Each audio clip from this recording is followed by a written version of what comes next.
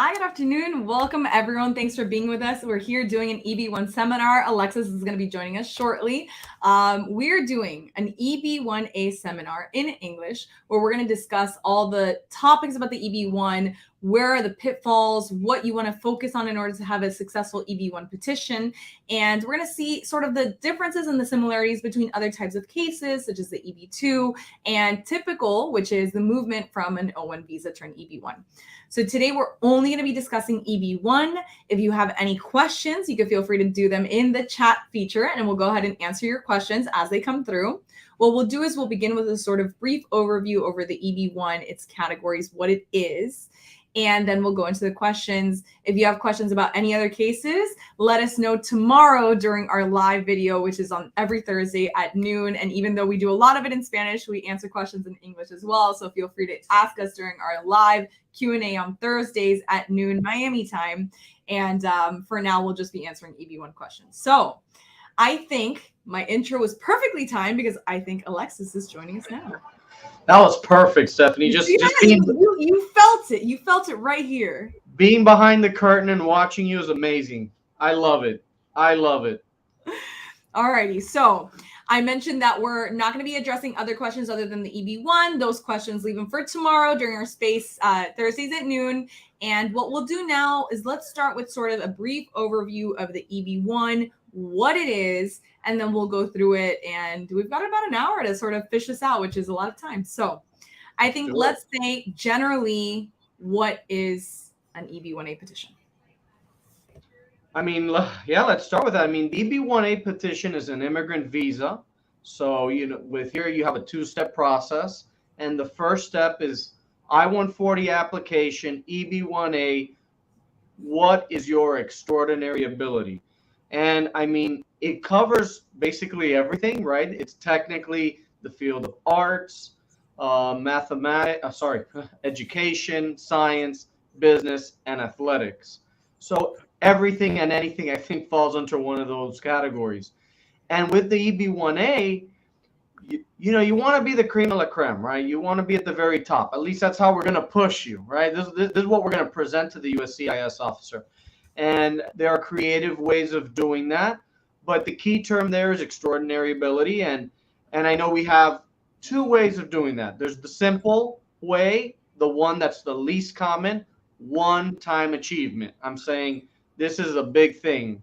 You have won the award in your field. It is the biggest award. It is an international award. Think Grammy, Golden Globe, Oscar in the field of arts, for example. And so you normally don't get that quite often, right? It is difficult to obtain that. Doesn't always have to be to that highest level, but that's what they're looking for. And if not, Stephanie, we have 3 of the 10 categories, plus the bonus other comparable, but we'll save that for the end. And if you can meet one of those 3 out of the 10 categories, you have 1 foot in the door. Because then, of course, you have the great and famous final merits determination. Thank you, Kazarian and company, where USCIS will take, let's say, a subjective, holistic approach to see if you truly are extraordinary. So sort of, let's say, so this will, for those asking, lead to permanent residency in the U.S. The ultimate goal of this is obtaining a green card or permanent residency in the U.S. And so exactly as Alexis is describing, basically you need to show the officer that you qualify for permanent residency through a bunch of these means that we'll go ahead and go through. Either you had this one-time achievement that was phenomenal, which is rare, or that you meet at least 3 of 10 categories, and then we'll go down exactly like you said, final merits. So I think if we back up just once more, an EB1A petition is a self-petition. You can petition yourself. There's no need for a company to petition you, which is why it is so attractive.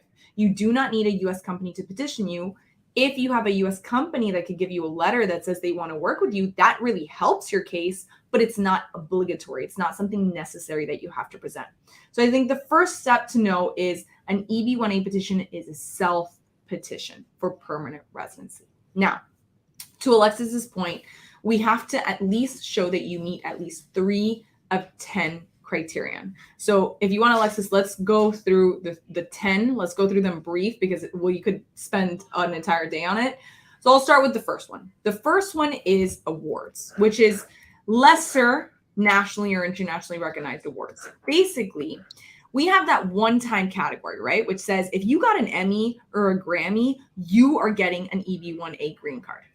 But if you don't have one of those and instead you have one of these lesser nationally or internationally recognized awards, for instance, let's think like in Spanish there's like a Pepsi Music Award, or can you think of any in English? A Tosker, the Toskers. Oscars, or even sometimes a film, thinking of the arts, right? Film Festival Awards. Festivals. Those are great. Beautiful example. Film Festival Awards are going to fall here. These are going to be, importantly, awards that you win in your name, not in the name of the production or the event or the band, for instance. Typically awards that are in your name, though we could swing the band awards. And these are going to be, you have to actually receive it. A nomination is not sufficient. I would name the nomination, all right? I'm going to discuss the nomination so immigration knows who you are and that you're a big deal. But technically, to win this category, you actually have to receive an award, and it should be in your name. So that's the awards category. Go ahead. You go for the next one. No, and just a quick comment on awards. You bring up a good point. What if you're a member of a band, or it's you're part of an ensemble, a cast award. That happens a lot in television. We'll make those arguments, but the ideal one is as an individual. But there's always arguments that can be made, and so it's always good to let us know everything you've had, all the awards you've received, and then we take it from there. Always the best approach. Now, moving along to the second category, membership. Now, you think it sounds simple, but they require a lot on this category, honestly, at least for the EB1A. So to membership to an association within your field, but you must have become a member due to your outstanding achievements. And so what are we looking for there? Not only membership, but that there's a panel of professionals, experts within your field, and that they are able to, or part of the process, they're evaluating your career and determining that you deserve membership due to certain achievements. So you're not paying to be a member. You're not kind of just signing up just because you have a degree or 5 years of experience, not enough. We really want to home in on your achievements and that there's some sort of classification process maybe. Maybe there are different levels of membership. That's something always to look at. Maybe there's a voting level of membership, a little bit harder to attain. You can get a bit creative, but immigration does make it a little difficult to earn and receive that category. But it's one of them, and we consider it all the time. We always tell people, if there's an association, look into it. How can you become a member? Going back to the field of music, the Grammys, for example, they have a voting block. So there's a general membership, and there's also the voting membership category. So if you can attain it, maybe it takes just a few extra months. It's worth it. It really, truly is worth it for this visa category. And then, another thing to know, and I think this is the important part of working with attorneys who do this very often, is that sometimes immigration will come back to you and say, well, you need to be a member of more than one organization. Not true.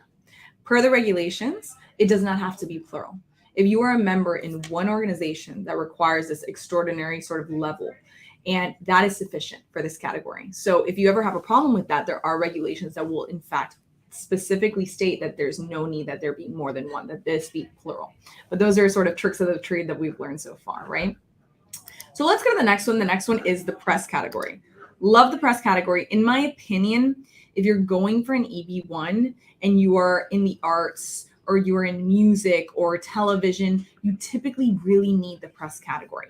It's not 100% necessary. Remember, none of these are necessary. You just have to hit 3 of 10. But the press category is something that immigration really, really looks for. It's one that they give very, very heavy weight to. Press category, you could typically explain it, or you could typically break it into 2 different things that you need to show. First, the press actually has to be about you and your achievements in the industry. So think can't be gossip. They're not looking for gossip. A gossip press article is not going to be sufficient for this category. And then the other thing that they're going to want to see is that it was published in what they would call a major trade publication or a professional publication or a major news media. What does this mean? I have to show that this wasn't published on a very small blog that no one reads. Immigration doesn't look very positively on blogs, so there's another sort of hot tip for you. They want to see that this was published in some sort of publication that gets some movement. Maybe it's nationally or internationally read. It's not, this small blog. Typically, that's what they're looking for.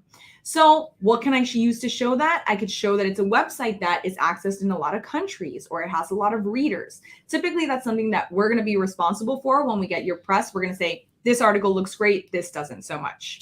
What are some other little tips we can give you? Okay, so there are sources where you can self-publish. Example, medium.com, Voyage LA. These are ones where you basically submit your stories. These are going to have lesser weight. So these are going to have lesser weight because they're going to say essentially, well, you self-publish this. Medium.com, anyone could be a writer or a publisher. So you're going to want to look for a publication where they can publish about you, and it's usually written by some sort of author. It could be a press article in your home country, in a third country, in the US, and it typically has to speak to your achievements and not just really gossip. That's what they're looking for the press category, okay? Let's continue because I see Alexis running around my office. I'm going to go to judging. Judging, guys, if you have to try and win a category, go for judging. It is such an easy category to win for an EB1, and there's so many ways to do it. So judging is I have to show that I judged the work of others in a similar or in the same field. So if I'm an actor, that I judged other actors, or that I judged maybe directors, editors, producers, something that's somewhat related to me. If I'm in the film industry, I judged other people in the film industry. What does it mean to say judging? That you were either individually or part of a panel evaluating their work. What is my key example for my actors, for my musicians? What do I usually recommend? Go to a contest and say, hey, listen, I see that you have this film festival. Can I help you judge it? That is just the easiest way, because imagine the evidence you need. Hey, I have a letter from the film festival that says I was the judge, and on the website it says I was a part of the judges panel. So it's very easy to document, and that's why it's such an easy category to win, and that's why I always recommend it. Remember, for this point, being invited to judge is not sufficient. You actually have to do the judging. So basically, you won't submit the case until you actually do the judging. Some examples are judging film festivals, judging music competitions. In the case of a chef, judging a baking competition. Anything of that nature is going to be great for the judging one. Like I said, try your hardest to get this point before applying for an EB1, because it's just such an easy win category if you can get it. I agree. I feel that judging is the easiest of all the categories, right? I mean, I would say so. When do you not get judging? And the biggest component there, and the best component, is it doesn't have to be exactly in your field. It could be something similar or within the realm of your field, and so that lends itself to many options. If you're in the field of let's say science or maybe education, well, have you judged a thesis? Work as a tutor. That's going to work out for you. If you're a member of the journal, an editor. Oh, judging thesis works. I didn't mention that one, Alexis. Right. I mean, I think that's a good one too, where the selection process itself of picking someone to be a member of the journal or to have their article published works as well. Now, what's the next category? I think we have, kind of sticking along to the lines of fields of education. Original contribution, major significance. Exactly. And that one we're kind of sticking to. They do say scholarly, artistic, athletic, or business-related contributions. So there is a little bit of leeway. And I think there are two ways of kind of getting to this. One is your traditional, do you have a patent? Have you, are you recognized in creating something, inventing something? And that's a big component, right? But not everyone has that. So something that I like to do is get a little bit creative here. Maybe you published an article and you've been cited, 100 times. Well, it could be said that that's an original contribution to the field. Another one could be is, what if you, and this is true, I just can't get into too many details. What if you created a specific workout routine, you've patented, and there are thousands of people who attend these huge programs that you set up and come and attend your event. Think of like kind of like is it Richard Simmons, Bob Simmons? I forget. Richard Simmons, right? So that works out too. There are different ways of really meeting that criterion. Letters from experts within the field are very valuable here. Letters are great. Even in the field of athletics, I have people who have created routines to compete.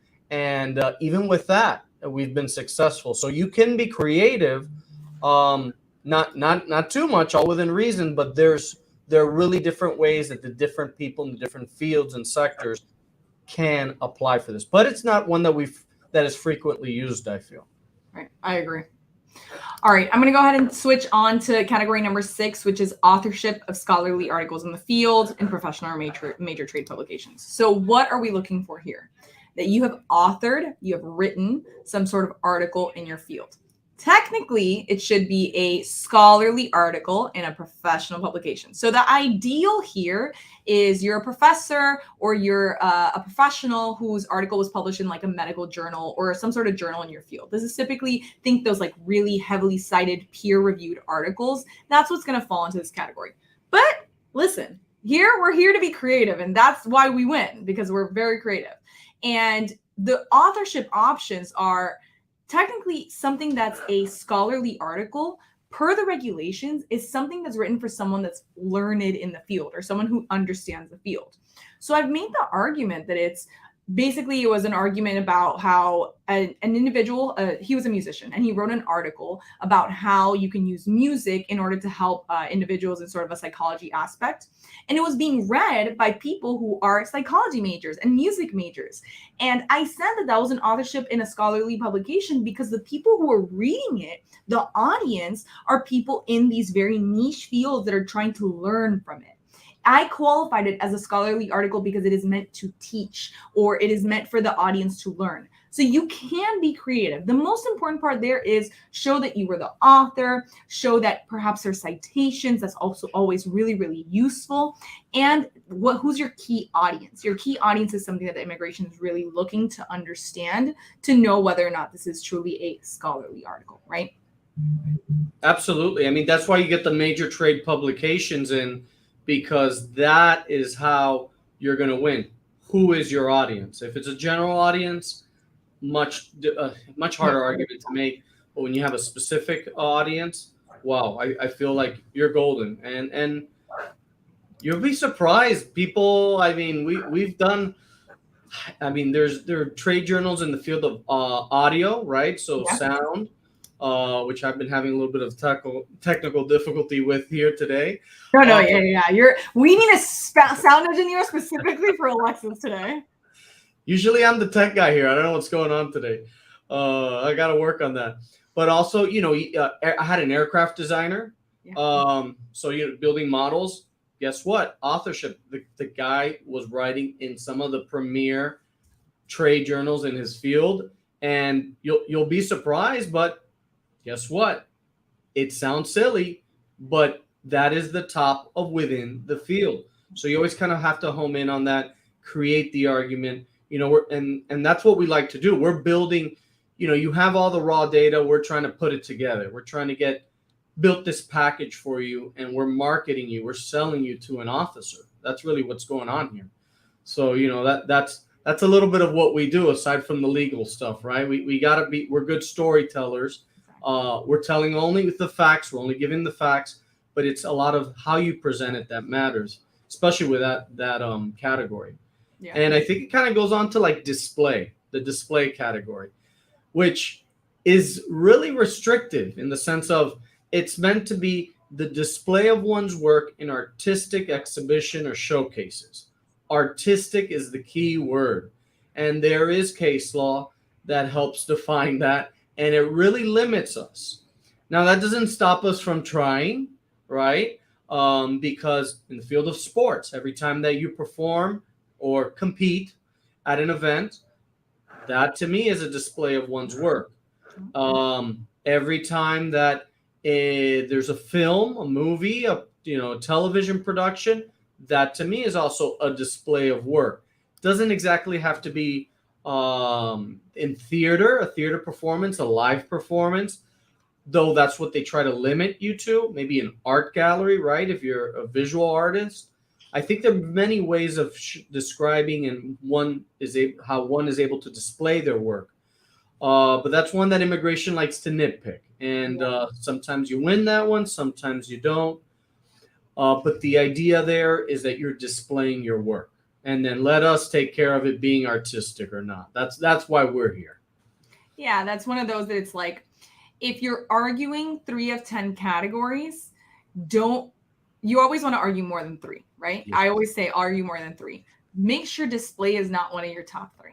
Make sure it's not one that you're really, really heavily dependent on, because they're very picky with that category. That's going to be sort of like a 4 or 5 and sort of like hope for the best, make the best argument. And there are arguments and we do win them, but you don't want it to be one of your main 3. And if that's one, you need to work on getting a 4th category, because display is one that they're very nitpicky on, right? All right, so let's go to what probably is the hardest, because you really have to show something very, very important, but a lot of people are going to be able to have it, right? So this is lead and critical. And I would say it's the hardest because you really have to show importance. Essentially, this category is, I had a lead or a critical role for an organization or establishment that has a distinguished reputation. That's the full law. We break it down into 2. That the role that you had there was leading or critical, and where you had it, that organization where you were working, is distinguished. Let's do lead and critical. Typically, think of your actor. Your actor is rarely going to have a lead and critical role for an entire organization. Chris Hemsworth is not lead and critical for all of Warner Brothers. He's lead and critical in Thor, right? Because he's Thor, but he's not lead and critical for all of the Warner Brothers organizations. So you have to be very, very creative in how you sell that, because maybe he's in a film establishment, or maybe he's in a, Marvel establishment. Maybe he has a lead and critical role, but I can't say he has a lead and critical role for all of Warner Brothers. So that's where we have to be very, very finicky as to how we argument this. The lead and critical role is typically, I like individuals who can show either in an organizational chart that they're near the top, or individuals who are sort of like at the top of like a playbill or a brochure, or maybe if it's in the case of music that they are one of the main guys in the band. If it's in the case of a chef, you're the executive chef of the restaurant, you're not a sous chef. You want to show that you are near the top, that you have some sort of supervisory capacity. Typically, this is shown, like I said, with organizational charts and with letters from your employer. Letters from your employer here are very, very important to show why your role is critical. 1, you supervise individuals. 2, your roles and duties and responsibilities were very important, and they had some sort of impact XYZ on the company. That's lead and critical role. But Alexis, let's continue to break it down. So how can I go into distinguished?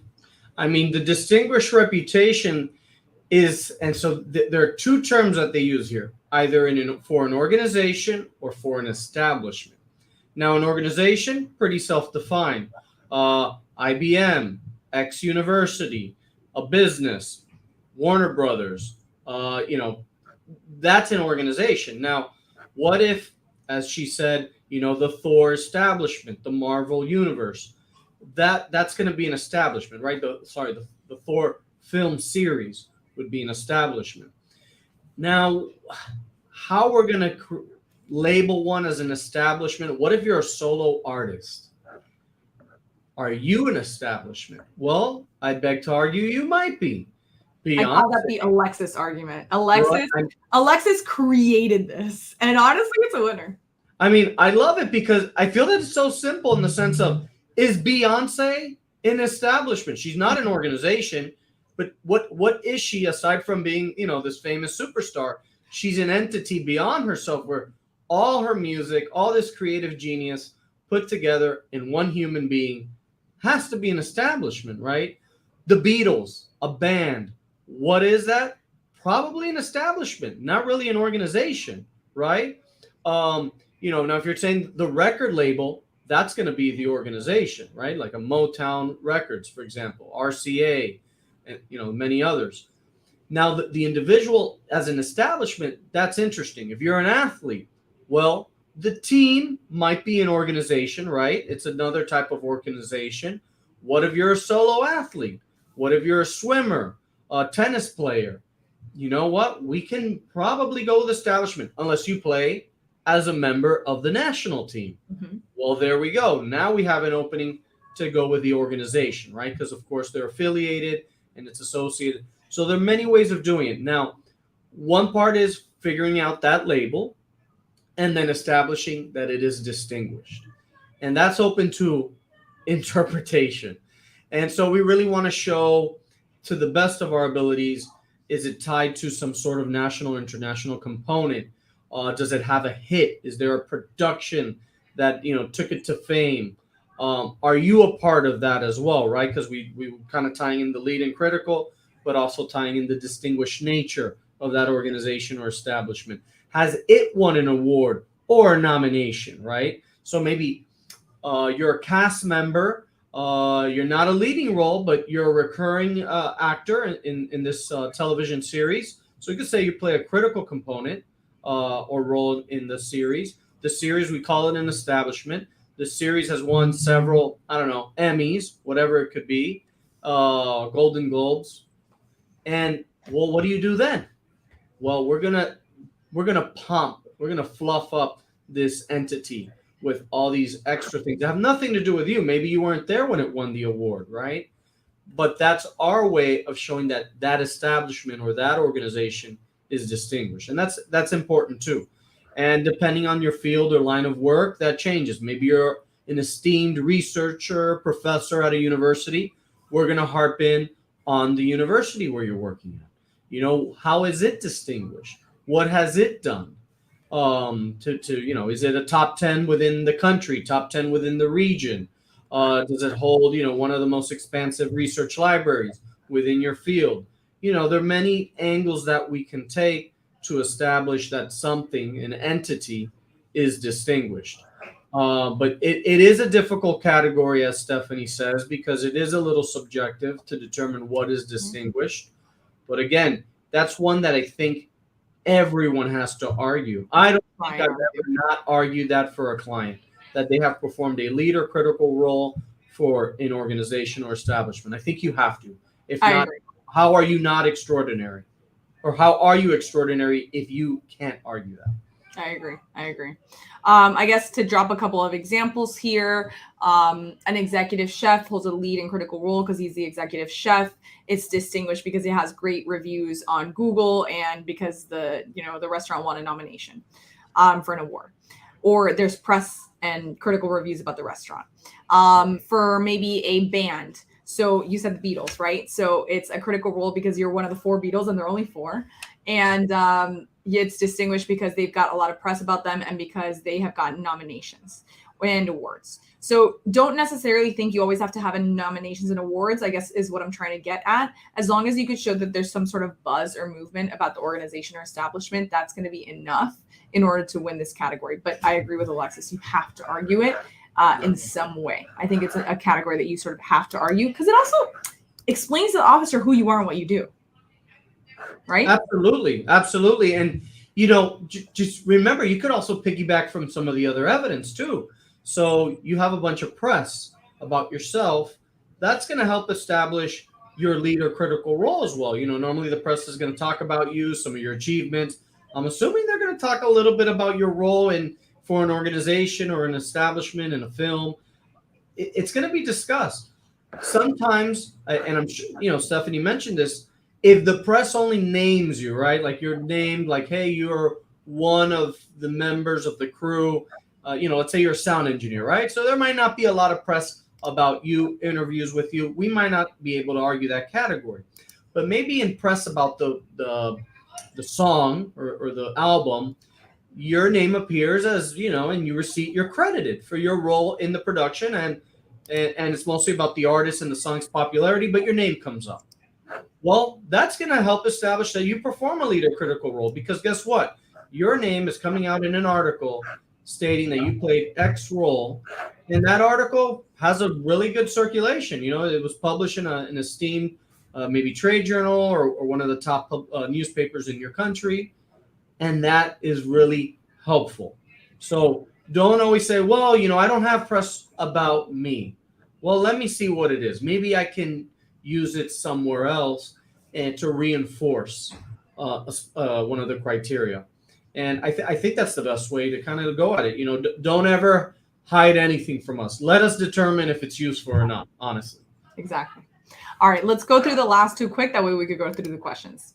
So category number 9 is commanding a high salary. The important part on this one is that you have a high salary in comparison to others in your field. So a lot of individuals will come to me and say, well, yeah, I earn a very high salary in general in my home country. No, it's not that you earn a salary that's high in your home country. It's that you earn a high salary in comparison to others who do the same type of work. So if I'm a scholar or a professor, that I am amongst the highest paid professors. If I am if I'm an actor, that it's amongst the highest paid actors. So it's in your field in relation to others in your field. And this is typically going to be shown with things like your tax return or things like invoices that show what your hourly rate is. Basically, you want to show that in comparison to others that are similarly situated, you earn a high salary. Think something like top 10%. That's typically going to be what you're going to be going for. Absolutely. And you know, just to clarify, so we want to compare you to others within your field. But of course, if you're earning this, if you're in South America, you're earning a different currency. If you're in Canada, a different dollar. If you're in Europe, the euro. So we're going to compare you given the nomination, right? So if you're earning in euros, we'll compare you to other people. You know, you're in Germany, other German artists. If you're in the UK, other British artists. So we'll make a general comparison within the country, but it certainly must be within your field. I'm not going to compare a sound engineer with a doctor. It's not the way to go. It's, you know, we got to keep you, and we got to define that a little bit. And as Stephanie says, generally top 10% is the way to go. Maybe we'll argue 25% too. Yeah, I mean, I've done top 20, top 25. Top 10 is ideal, but top 20, top 25, we can make an argument of it, right? If we have good comparables, and as long as you're not coming up with just one check, right? You know, a little substance here to make sure that you truly received it for your line of work. You know, nowadays people wear many hats. You might be not only a singer, you might be a songwriter, you might own real estate, you might have crypto, and at the end of the day, you're making income from all these sources. Well, your tax return is going to be very generous, right? We got to limit you to the income earned within the field or under the profession that we're presenting to the USCIS officer. And I mean, I think last but not least is commercial success. This is another one that it's commercial success in the performing arts. So USCIS kind of wants to limit you. That's going to be, you know, in general, what are they expecting? Box office figures, maybe ticket sales, records, number of records sold. But it's a new world, and why are we limiting ourselves to that? So we like to do digital platforms as well. So how many downloads do you have? How many YouTube views do you have? I know it says performing arts, but I guess I'll kind of just tie in that other category, other comparable, the famous 11th. You know, what is other comparable? We kind of piggybacking off of the commercial success.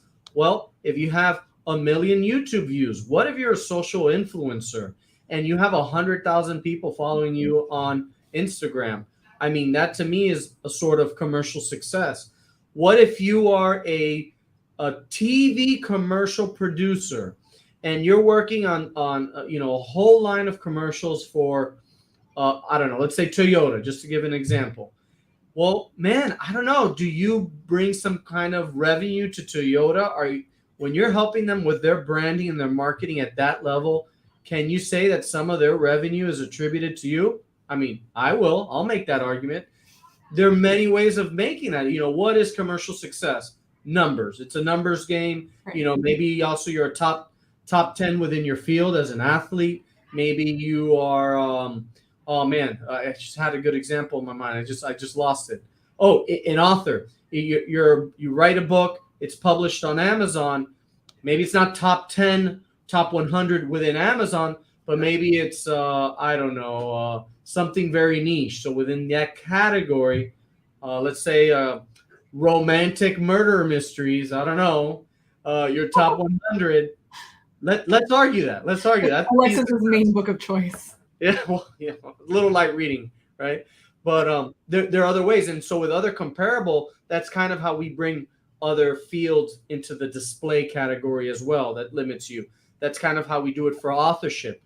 You know, if you're a teacher within your field, and maybe the field itself doesn't lend itself to writing scholarly articles about it. You know, as an athlete, maybe in athletics, but if you're also teaching others, you're coaching others. You're an athlete, but you also have a role as a coach, you know, for the under-17 national team.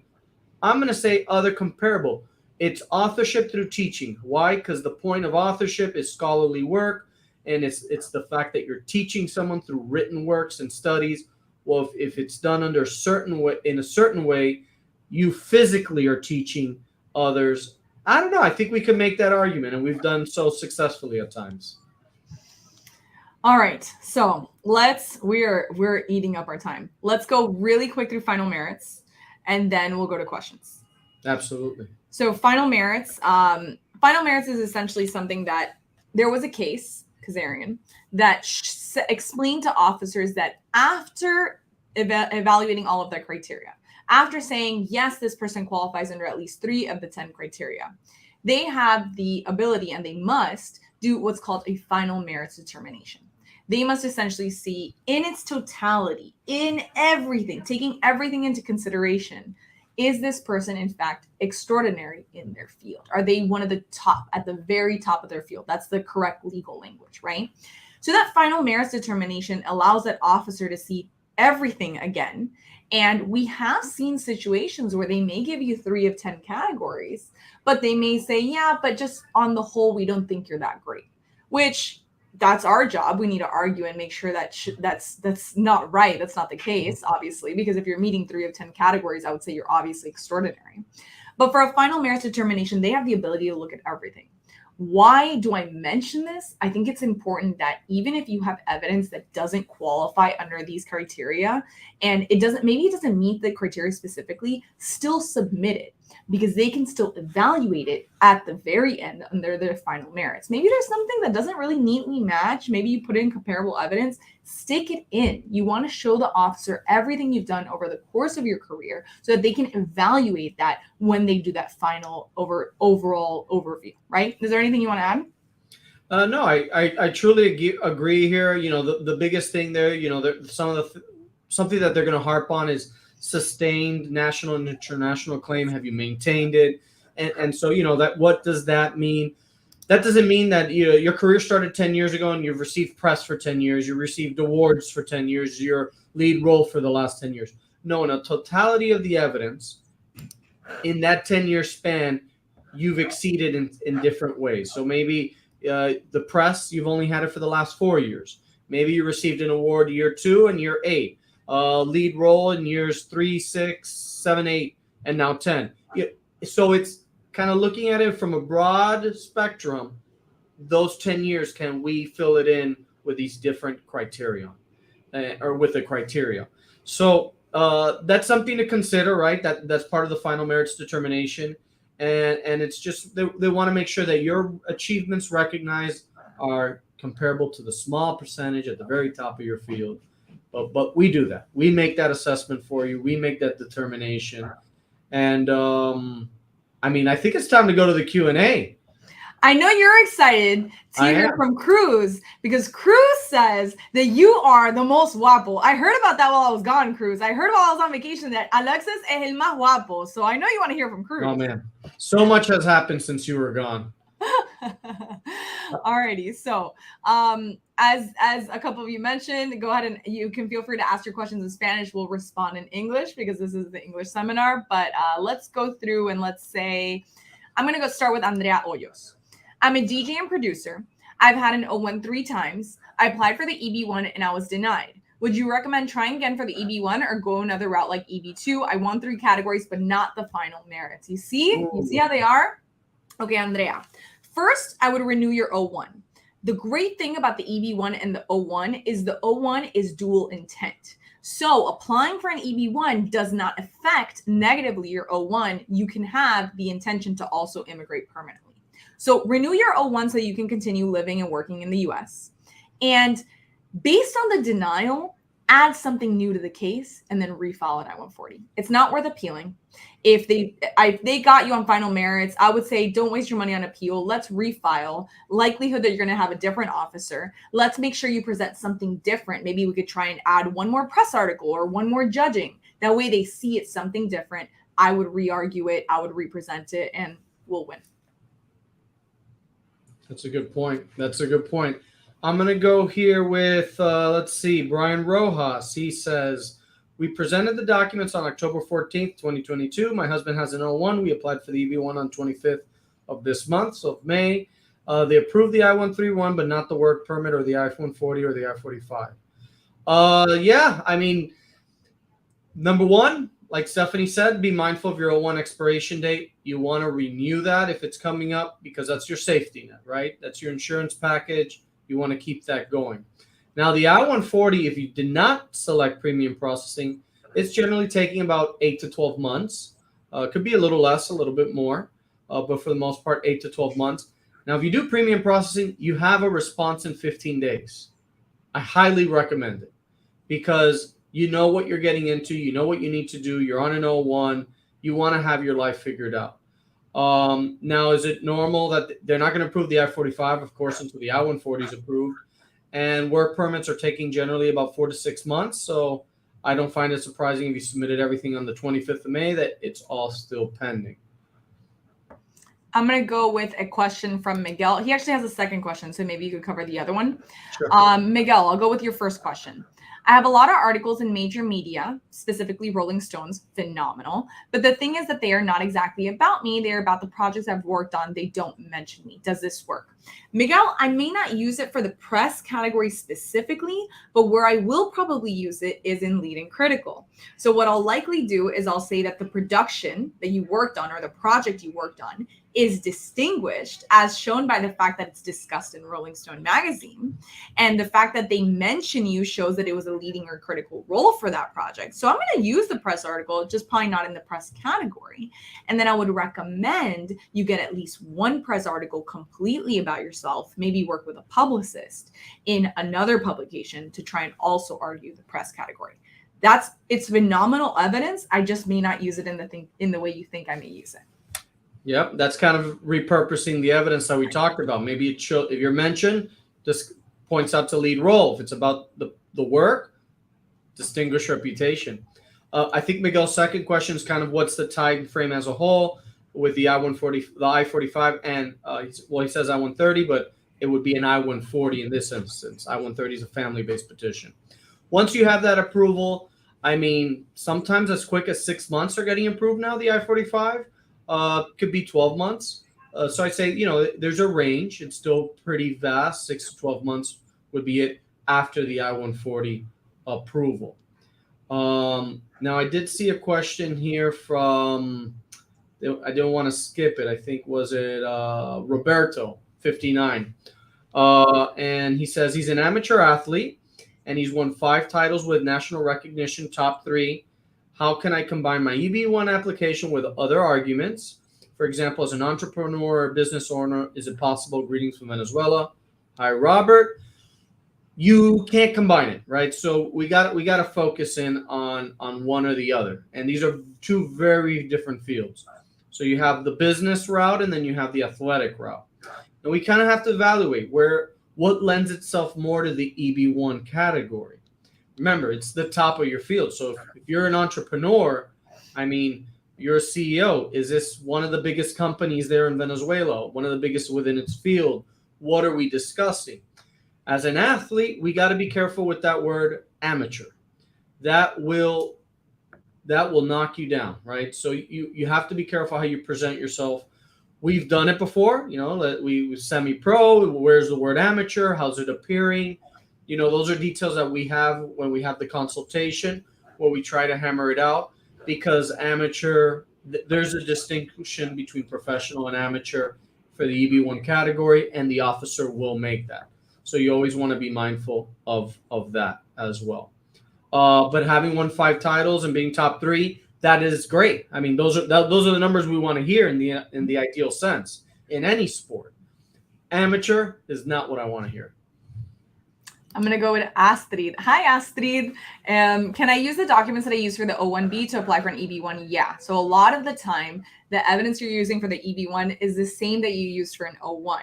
Just an aside for everyone watching, you don't always have to go from an O1 to EB1. You can go straight to EB1 if you want. Oh, going O1 is great, and it's better because you could already be living and working in the US, right? So that's the ideal, and that's what most people do. But yeah, if you do an O1 before the EB1, you can use a lot of that evidence because a lot of it is going to be repetitive. In an O1, you showed that you had lead role in productions and events and organizations. You showed that you had press. You showed that you had press and nominations and letters from your employers. All of that evidence can be then again used for an EB1, and then I'm going to add to it, right? So usually in the O1, for instance, there's no judging category. So maybe I won't use judging evidence in my O1, but I will use it for an EB1. So it's going to be a lot of the same evidence plus. I always say the EB1 is sort of an O1 on steroids. It really is. It really is. So I'm gonna translate here, Tachito, because it's an interesting point. And she says, "Hi to the best." Thank you, Tachito. So she's late, but you're here. That's what matters. So she says, we're only kind of focusing on the arts. And it's true. It's just the easiest one to give samples for.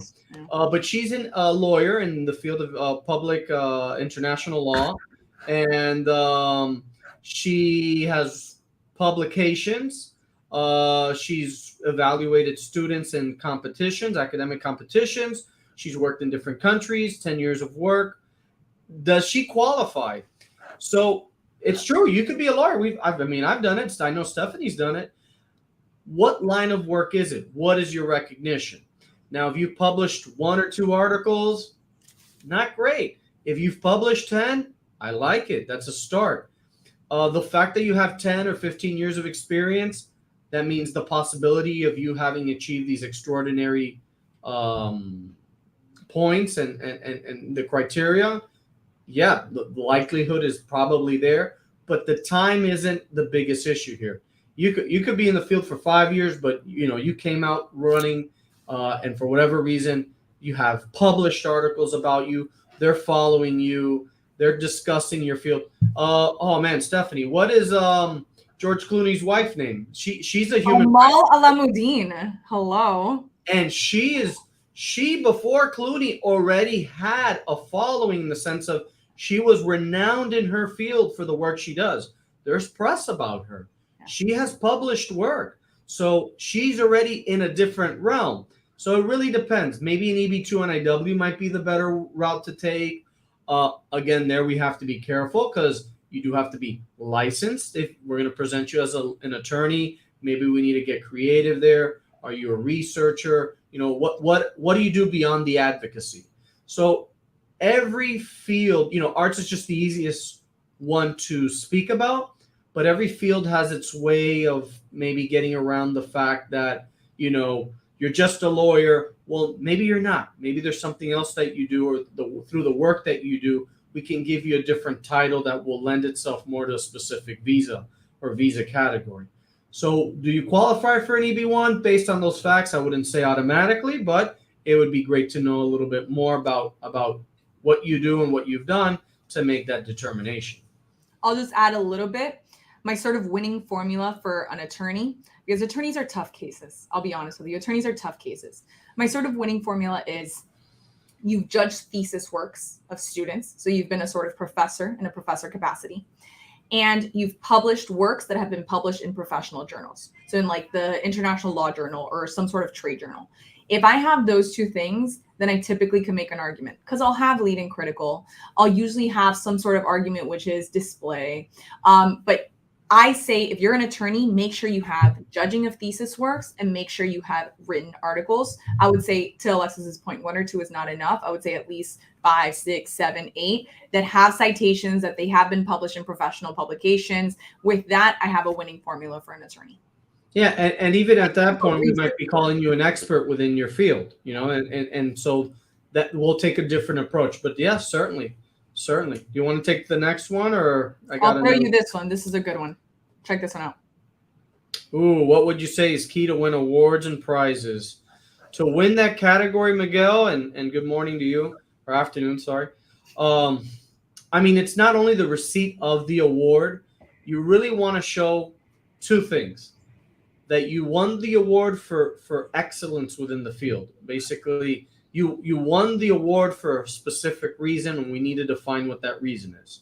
Just because you won an award, you know, a presidential recognition, but it's a very, best citizen in your country or in your county, or municipal award. We see that all the time. But if it's not within your field, it's already a stretch. So you want it to be for excellence within your field of work. And we have to be able to show that it's national or international. Who else is winning this award? How many times a year is it given? Are there different categories? Those are things that the officer is going to ask himself or herself. And that's what we need to kind of jump the gun and have that prepared. So a detailed letter. Let's see, what are the statutes? What's the criteria? Is there a pamphlet out there that discusses this? What are the rules? Where's the rule book? All that matters because it is difficult. They want to make this difficult for a reason, because you are petitioning for yourself to become a legal permanent resident in this country. But again, there's ways to do it. There's ways to present it. But that's a good question. Christian's so funny. You guys are the best lawyers. Thank you, Christian. I see you visit the nursery during your vacation. Beautiful maticas. Viking beard for Alexis coming soon. As far as the nursery, honestly, my team loves me so much. So when I got here, they had all these orchids for me when I came back from vacation, and I love them. My team is awesome. And talk to us about the Viking beard. Yeah, well, I do water your plants. He does. Alexis waters my plants while I'm gone. I want to make sure they stay alive. That's number 1. But they are beautiful. Viking beard, I don't know. I mean, I had the COVID beard, so I hope COVID doesn't come back. So awful, right? Guys. And the baby now, she just pulls, and my wife had really long hair. She cut it really short for a reason. So I think I'm gonna keep it cropped for a little while longer. I don't need the baby pulling on my beard. Alrighty, I have one from Luis Diaz. As a doctor with a U.S. certificate and working in a hospital, would it be better to apply for EB1 or EB2? Additionally, if I choose EB2 and I'm currently in TPS, would I have to leave the U.S.? Luis, it depends. If you went directly B2 TPS, then you wouldn't have to leave the country. But if there was ever a gap in time, then yes, you would need to leave with a TPS travel permit, return, and then I could adjust your status, which is the second part of this process, which we don't have time to discuss today. But essentially, so you guys know, the EB1 and EB2 is a 2-step process. As a doctor with a U.S. certificate working in a hospital, it depends. So if you have written publications, if you've been a professor, if you have evaluated the work of other students, for instance, you're in the rounds in the medical community, that you're evaluating the work of the students, then that might be more targeted for an EB1. If you speak at conferences, seminars, you write articles, that's more EB1. But if you're more just like the worker bee and you're really just working in the hospital in an area that's very important, like in some sort of very specific cancer research, for instance, that might be EB2. So the idea is during our consultation, we could sort of pick and see what you have to decide which of the 2 routes is better for you. Yeah. And there's always for an EB2 NIW, the national interest waiver component that you have to consider, which is extremely subjective. And see, how you can meet that end. But for the healthcare field, I think there are good arguments to be had, depending on what exactly you do there. Let's see. I had one here and it just moved. Where was it? Oh, the judging one?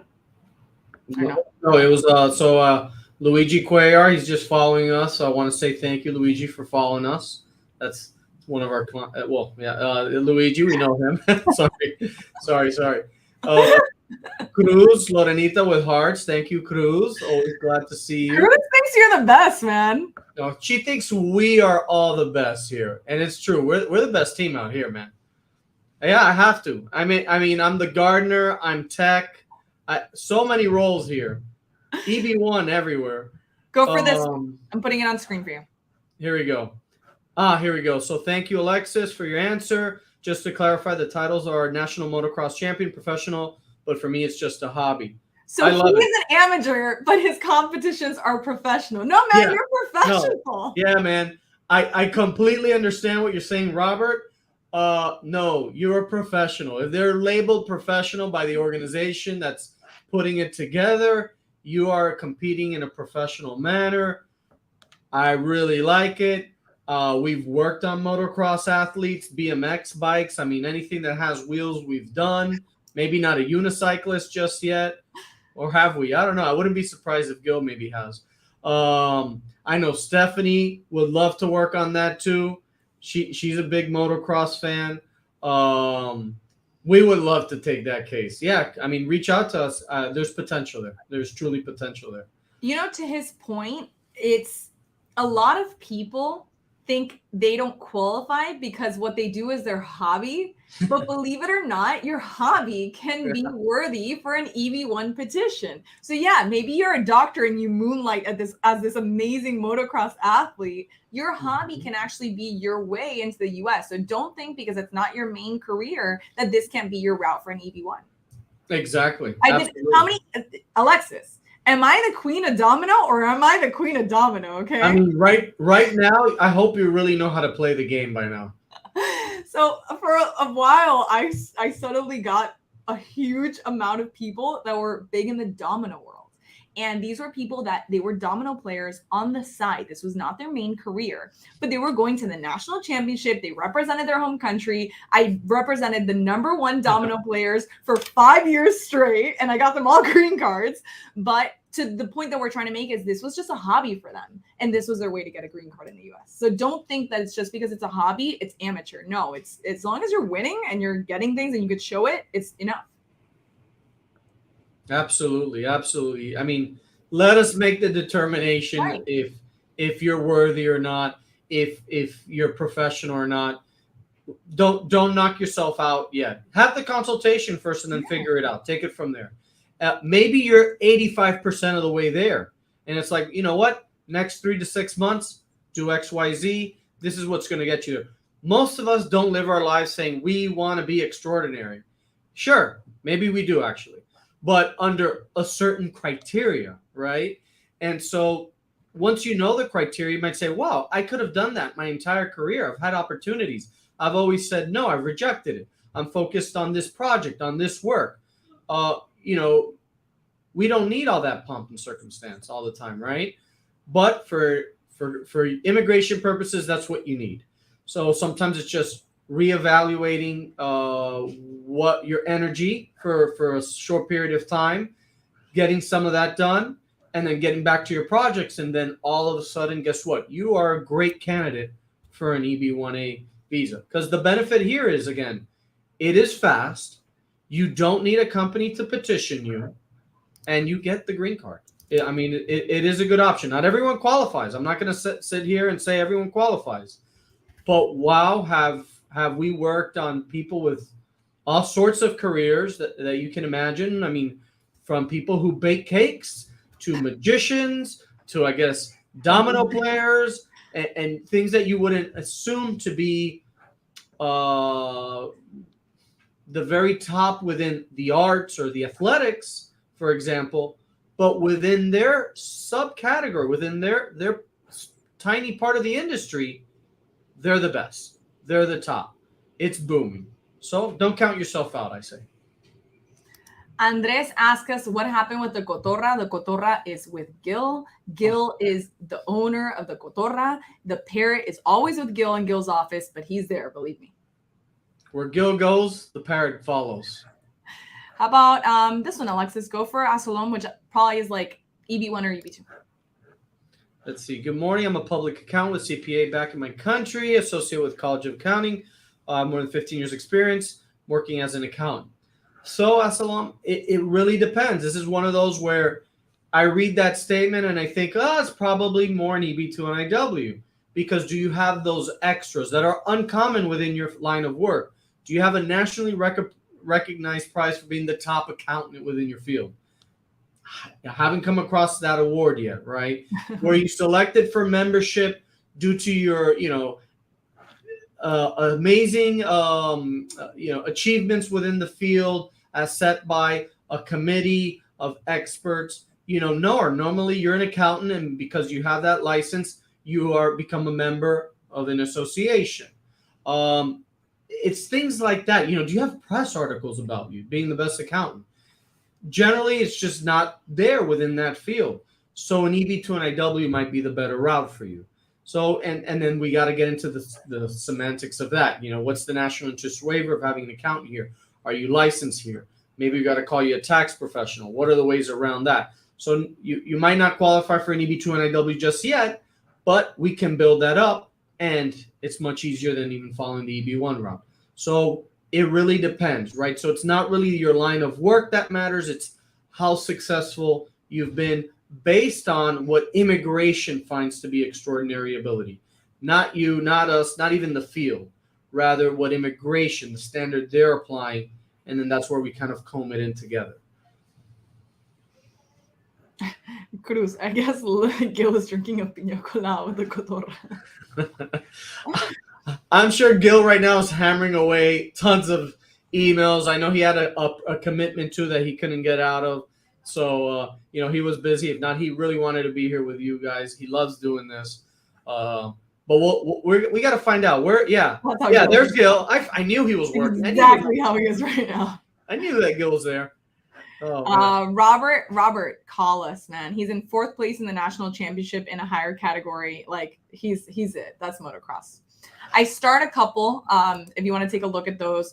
Before then, just my team sort of wanted me to discuss this element, which is keep in mind that maybe you don't have a case now, but the idea is we explain to you these categories. That way you can slowly build up this case for yourself. The idea is you may not have the case today, but you can build up the case. And a lot of the times in building up the case, you open the doors that we're going to need for these presentations. So for instance, we were talking about today authoring articles. So sometimes you have been working and you have been approached where they say, hey, listen, can you author this article for us? Or can you be a co-author on this article for us? And sometimes you said no. Now that you know that this is a category for immigration, this is something that you're going to want to say yes to. Another thing is maybe you've been in film festivals. You're a director, right? And you've won awards at film festivals or nominations.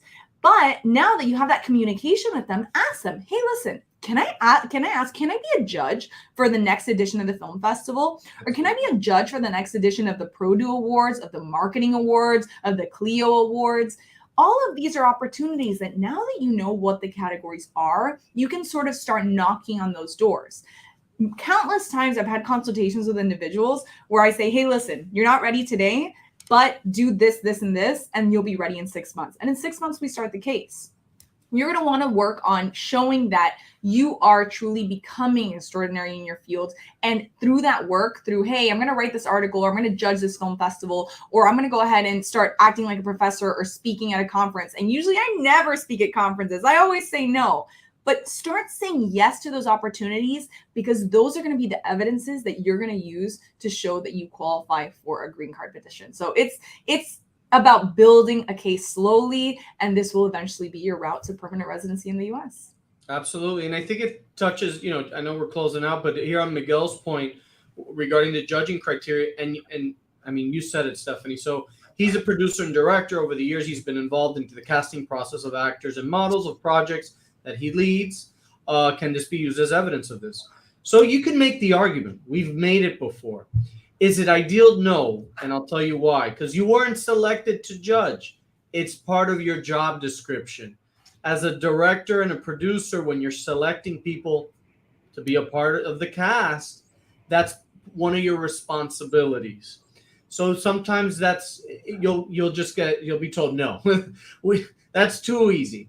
But Stephanie brings up a good point. If you can easily affiliate yourself with a local film festival, it doesn't have to be national in scope, right? That doesn't apply to the judging category per se. So if you can just get involved with one of your local film festivals and serve as a judge, that's a start. You work with a publicist, they issue an article, they name you, they say, hey, well, you know, you recently judged in X film festival. Guess what? Now you have a press article, it's confirming it. So now you have major media, at least one article for major media. I never want to just provide one article, by the way. But you have one article there supporting your role that you've judged. You're going to have a letter from the organization. You know, these are things that you can do. It's building up your network. But Miguel, you're thinking like a lawyer. I like the way you're thinking. That's the creative way of thinking. But USCIS officers have caught on. So I prefer you take the extra step instead of settling with that. You know, I've done casting and it's worked. Sometimes it works. It's just like if you could do something else, obviously it's helpful, but I have done casting and it's been working. I think we have really two more. If you guys have your questions, rush them in now, because if not, we're going to lunch. You guys know how much I love to eat. So I get hangry. I've got Juan Carlos Altamirano, which is, can we switch from an EB2 to an EB1? So you guys know an EB2 and an EB1 petition are both I-140 petitions that lead to permanent residency. So you don't switch from one or the other. You can present them both at the same time. They're both a matter or a way in order to show that you qualify for permanent residency, or in order to ask if you qualify for permanent residency. So you don't switch from one to the other. You can present both, present one or the other. They don't affect each other. Both of them are presented with an I-140 form. And typically on the form, I'm going to put EB2 or EB1, depending on what I see are the categories that you can meet. An EB2 has different categories from an EB1. An EB1, I always say, is typically someone that's sort of more in front of the camera, more of a public persona, public profile. Their name is coming out places. They are speaking, they're writing, they're at press. Their name is very, very prominent, let's say. But when you go for an EB2, this is sort of the worker bee that's behind the scenes, that makes everything happen, even though their name doesn't come out much in places. So that's like very, very simple explanation as to the difference between the two. If you want to try for both, you can. There's nothing that stops you. You may want to try for EB1, and if it doesn't work out, go for EB2. You can present both at the same time. There's a lot of ways of doing it that you just don't switch between the two. They're both their own route to a potential permanent residency, both as self-petitioner. You petition yourself without a company needing to petition you. Exactly. In general, you could see that there's some overlap, but when you compare it, the categories themselves that seem similar, such as membership, are drastically different. And those words that they pitch in or they add in for the EB1 make a difference. So, you know, Stephanie said they're different. You can apply for both, but, you know, always kind of consult it with an attorney, or think about it before filing, because they are different. And then here, Oscar Pinzon, he says, how to make commercial criteria comparable with other sectors different to the arts. It really depends, Oscar. So I'm assuming you're talking about commercial success. You could maybe go the argument. Let's say you are in a business. You're the person determining the marketing route for a product, right? And that product just hits a home run, and you are what made that product go from 0 to 1 million, right? You sold 1 million widgets, and not you personally, but you were the mastermind behind it. Maybe you're part of the marketing team. Maybe you're the one that put it together. Maybe in the department you were in charge of it. We can argue commercial success in that way. We can try, but technically the law says it's limited to the performing arts. So when we argue the other comparable, we have to bring in the legalese. Why don't the other categories apply directly to your role? We really have to tailor that argument to each situation. There isn't one way to do it. So there's two things that we have to consider. Why don't the other categories simply apply to you? And then why should we consider this other comparable argument for the category? And that's where we kind of come in and we take off. Well, we continue to be creative, but we become lawyers there, right? And we need to take that seriously in order to do that and make those arguments. Yeah. So I think we're coming to a close. The reason we did this seminar is because right now we're seeing a lot of success with the EB1 petition. The EB1 petition has a very high rate of success right now, especially, I mean, to be honest, we usually take the case when we know we could win it. So that's something distinct about our firm. We're going to have a consultation with you and we're going to tell you, hey, not yet. Do X, Y, Z, and then we'll apply. But once we're able to say and see, hey, listen, you have a beautiful case, and we go forward, we're having, thankfully, a lot of success with the EB1 petition. The EB1 petition currently is taking about 18 to 20 months. I win 40, but you can pay premium processing within 15 days. So if that's possible, I always recommend it. Cuts your time dramatically short. Yeah. And the EB1 is a great option. It's going to lead to permanent residency for you and for your family. During our consultation, we'll discuss what that second step is after they say you qualify, whether it's adjustment of status or consular. But regardless, if you're interested in evaluating your profile and seeing what you have, what I always recommend is maybe sort of beef up your resume or your CV as much as possible. Show me everything you have. Maybe even attach the press articles. Send it to us through our platform, which is, you got a point for me, you're on that side, beltranbrito.com/contact us. And you can upload that information and we'll have a consultation and we'll sort of tell you we're ready to go, or maybe we'll give you suggestions and we'll go in the future. But the EB1 is a great option. Absolutely. And even today here with you guys, I see there's a few good options. Yeah. I mean, don't count yourself out. Let us do that. Let us tell you how to do it, how to build it up. We like to win. I think we're competitive in that nature. We want to win. Obviously, we want to do what's best for the client, and that is winning. But it's also strategy, right? You don't just win overnight. That's how the Miami Heat, 8th seed, are going to the playoffs. Florida Panthers, 8th seed, going to the Stanley Cup. It's strategy. You don't knock anyone out. You can get there. Let us help you do it.